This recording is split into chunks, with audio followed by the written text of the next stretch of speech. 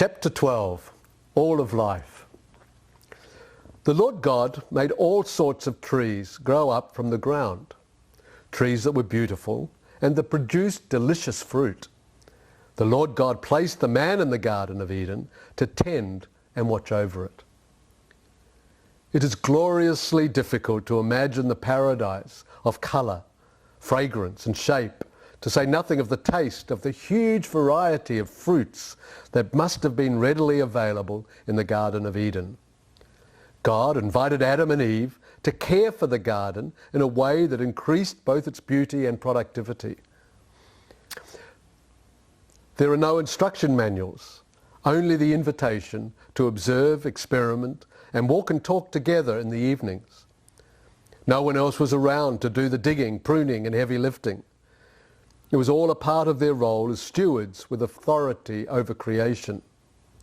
Work was not their punishment, but the joy and privilege of their design.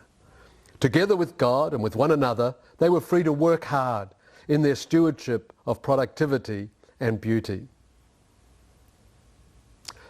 God didn't need slave labour or robots to get the tasks done. He invited his children into the joy of being productive and creating beauty.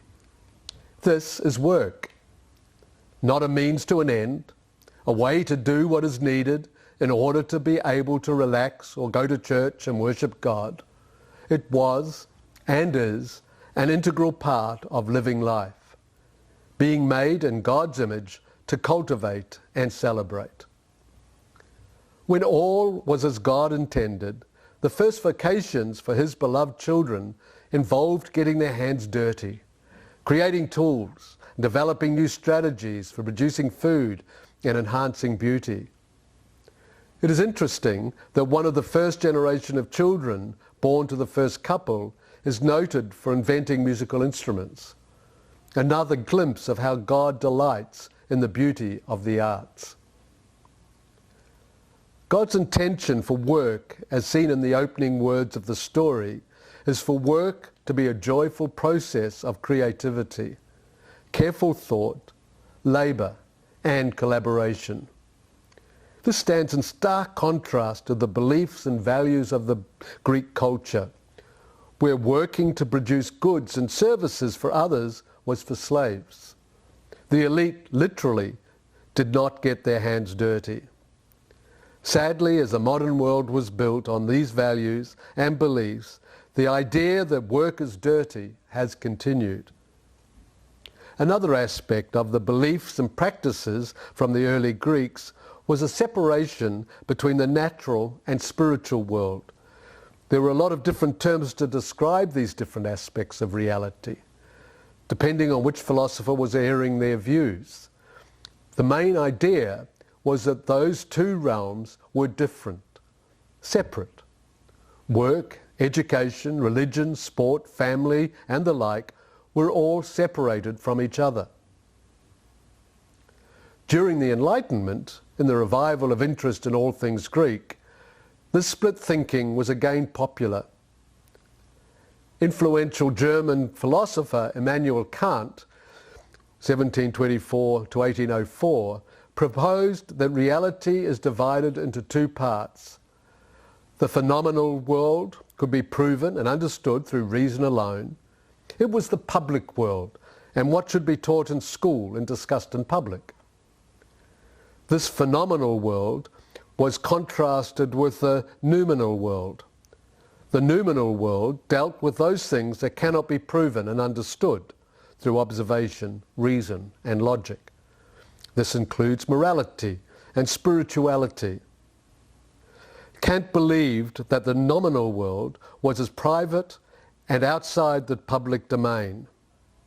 In this thinking, God and spiritual things are relegated to church on Sunday and possibly personal devotions. Hugh Welchel suggests that this thinking has led to the current idea that work is part of the phenomenal or natural world and is separated from the noumenal or spiritual world.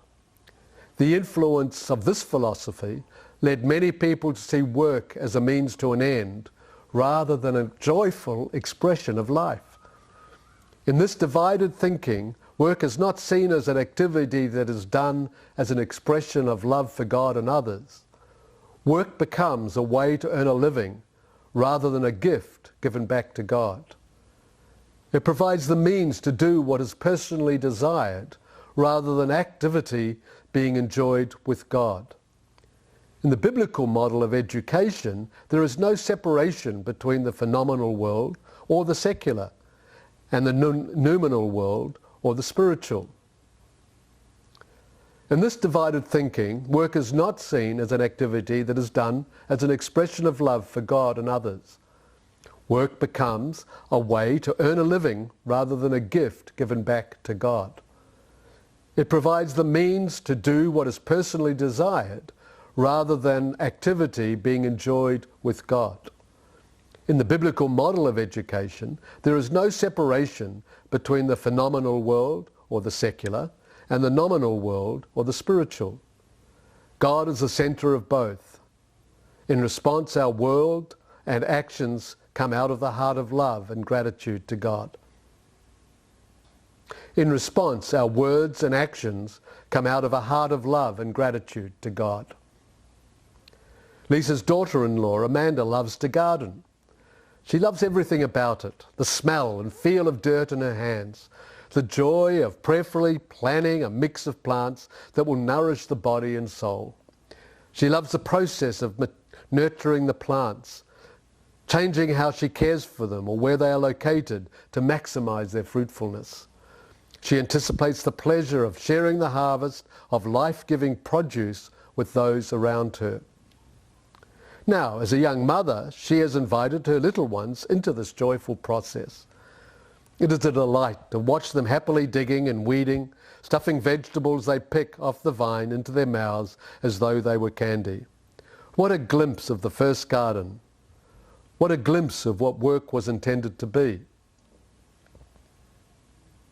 Amanda's husband, Matt, goes off to work where he designs nanosatellites. That same little boy who wondered about magnets on the roads. His days are spent with his head in the clouds, innovating new technologies that allow the exploration of the mysteries of the universe. He works from 3 widescreen monitors and has a clean room where he solders microscopic circuitry into satellites the size of a slice of bread. On opposite ends of the technological spectrum, he finds the same joy in planning, cultivating, producing, and sharing the fruit of his labor. His eyes shine with excitement as he shares about the design challenges, figured out with a burst of new insight. His company is committed to sharing the produce of their labors by nurturing young people and developing nations in science and technology. He practices that same partnership, intentionally listening to God and working hard with his hands and head. What a glimpse of the first garden. What a glimpse of what work was intended to be. It's important to think biblically about work and its place in the natural world. God's first action was to create the natural world, and as he finished, he saw that it was good. He gave further value to the natural world when he asked Adam and Eve to care for it. Throughout the Torah, he gave Moses clear instructions to pass on to the people of Israel on how to live well in the natural world, how to care for one another in community, and how to care for their physical environment. When Jesus was on earth, he was concerned not just with people's spiritual needs, but also their physical needs. The Bible describes him not only teaching, but feeding the 5,000 and then 4,000, because they'd been with him all day and needed to eat. He healed the sick and delivered the possessed. He showed how to live life that was integrated in all ways. Jesus instructed his disciples to pray for God's will to be done on earth as it is in heaven. This implies that he has intentions for what happens in this natural world. It also makes a clear statement that his followers have a part in bringing the good things he wants to have happen that are not currently being realized into reality. Following God's ways, whether or not it comes as a conscious expression of love and respect for God, brings good things. If any community, regardless of their religious beliefs, lives without stealing money from each other, they will feel safe, have more money, and have good friendships with others. God has given instructions that bring good things for every community. Jesus explained the primary goal of life. Love the Lord your God with all your heart and soul, mind and strength. There was and is no separation. Every part of self is to be engaged in love in pursuit of God and his purposes. Jesus went on to state that we are to love others as we love ourselves. Love for God, self and others is to have practical expression in daily life. The letters exchanged within the early church describe Jesus as Lord of the seen and unseen, all of creation. They declare there is nothing outside of his concern, although in many areas people are acting outside of his authority. A regularly repeated encouragement in letters to those early communities was, whatever you do, do all to the glory of God. These communities of new believers were scattered throughout the Greek world, immersed in the values, beliefs and practices of that culture. One of the churches was located in the city of Corinth, which was known as a center of Greek idol worship. Paul, the founder of the church, instructed the new believers that they could no longer visit the temple prostitutes. They had to change their Greek mindset to understand there is a link between the spiritual and the natural world, so it matters what they do with their physical bodies. From God's earliest interactions with humanity to Jesus' example and instructions and the experiences of the early church, the Bible describes God's concern for all of life. There are many implications for education. When God is a center of life and truth, education becomes discipleship, which simply means growing into the likeness of one's teacher or mentor. That growth is the goal for both what is taught and how it is taught. Discipleship is to come through every subject area and experience in education. Math, science, language, arts and activities such as sports and what happens on the playground. God has something to say about every area of life, providing wisdom and love for how to live according to his design. When his word and his ways are followed, peaceful, beautiful, abundant communities and fulfilled individuals are the fruit. There's an even deeper truth, as explored in the chapter on truth. God not only says things that are wise and true, truth is based on who he is, on his very character. This can be the foundation of both what is taught and how each subject is taught. Any topic reveals who he is, in addition to how he wants humanity to live in his goodness. A few examples may help illustrate how teaching from who he is adds understanding and value to what is being learned, increasing love for God, and in clarity on how to live. Science is the study of God's creation. It can lead students to greater understanding of God, the Creator. For example, there are so many aspects to discover about light and how it works. What is learnt can lead to reflecting on the wonder of who God is as revealed in light. Just like light in the darkness in the natural world, he is a source of truth, joy and comfort. As light is studied, it can lead to a discussion of how to live in light, of what has been learnt about God and his ways. This suggests a response of living in integrity, living in the light that reveals thoughts and actions. It suggests speaking the truth in love, sharing the light of his truth in ways that bring hope, comfort, reconciliation, and wisdom.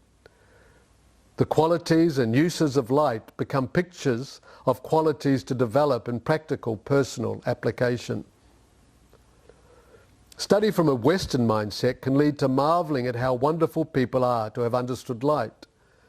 Teaching from a biblical foundation, the same lesson from the same textbook can lead to marveling at how wonderful God is as the creator of light, and can stir a desire to learn more about the creator of amazing light.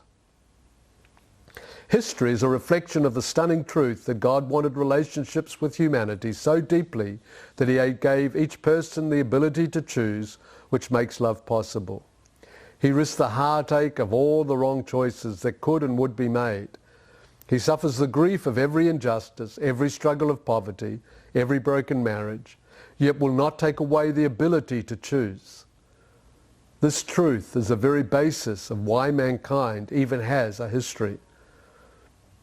Teaching history can point students' attention to what God was thinking, feeling and doing, not only what God was doing. Learning about wars and periods of injustice can prompt rich discussions on how God might have viewed the conflict or felt about the suffering and injustice. Students begin to learn that God is involved in history. He weeps with those who weep. He rejoices with those who rejoice. When mathematics is taught from a biblical foundation, it reveals the truth of who God is. Mathematics demonstrates that he is the constant, unchanging God, in whom there is no shadow or shifting due to change. The simple truth that 1 + 1 = 2 can invite discussion about the truth that will always equal 2, no matter what a person may feel, fear or believe, because of who he is. There is truth, there is order, there is constancy in the design of the world. Who he is brings hope, security, identity. As mentioned earlier, constant laws of reality allow for exploration, innovation, and problem solving, creating confidence that there are solid foundations of an underlying order of creation. Car engines, laser eye surgery equipment, and sending rockets into space are possible because precise calculations are based on realities that will not change. When God is the foundation of all of life, each subject of study can lead to a greater understanding of and relationship with the amazing God who created the universe and the people he called to be his own. Each subject also has value to prepare students to serve in various vocations in society. Every vocation becomes a way to express who God is, as his wisdom and love is applied to each area of our communities.